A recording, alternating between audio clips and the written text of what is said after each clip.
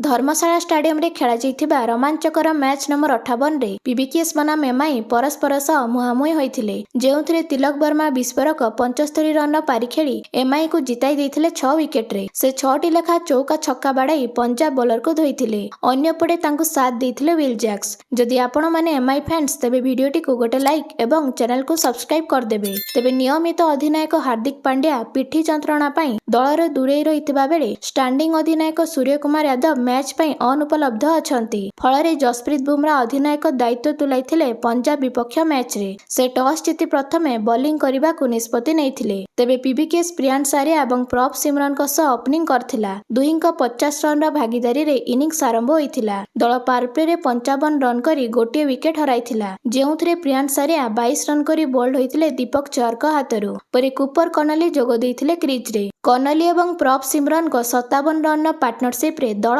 107 score करथिला। 12 over रे शार्दुल ठाकुर दुईटी प्रमुख wicket चटकाइथिले जेउथिरे set batsman प्रभ सिमरन को 57 रन रे एवं श्रेयस अय्यर को 4 रन रे आउट करथिले परे कनली मध्य निज विकेट हराइथिले से 21 रन करी आउट होइथिले। तेबे शार्दुल ठाकुर को घातक स्पेल रे गुरुत्वपूर्ण मध्यक्रम बैट्समैन माने सस्तारे आउट होइथिले जा रन हार को अटकाई देइथिला एवं चिंताजनक मांदावस्था सृष्टि करथिला।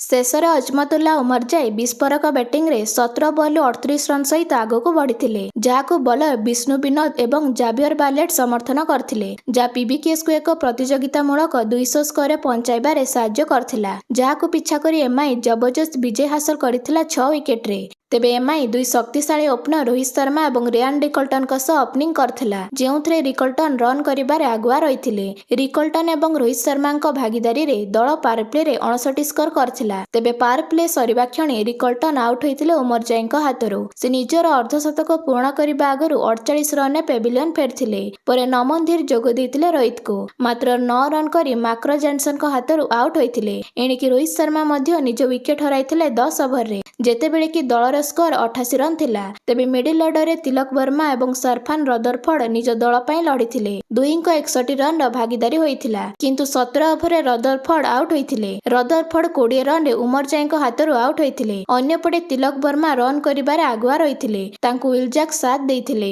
तेबे 18 ओवर रे तिलक एवं विल जैक्स को मिलित 22 रन आस्तिला जाके महंगा ओवर साब्यस्त होइथिला पंजाब पई। तेबे गोटे पटे विल जैक्स 10 बॉल रे 25 रन र पारी खेलिथिबा बेले अन्यपटे तिलक वर्मा लगातार दुईटी छक्का मारी मैच टी को जिताई देइथिले। तेबे तिलक वर्मा को 75 रन गुरुत्वपूर्ण इनिंग्स पई तांको प्लेयर ऑफ द मैच पुरस्कार मिलिथिला।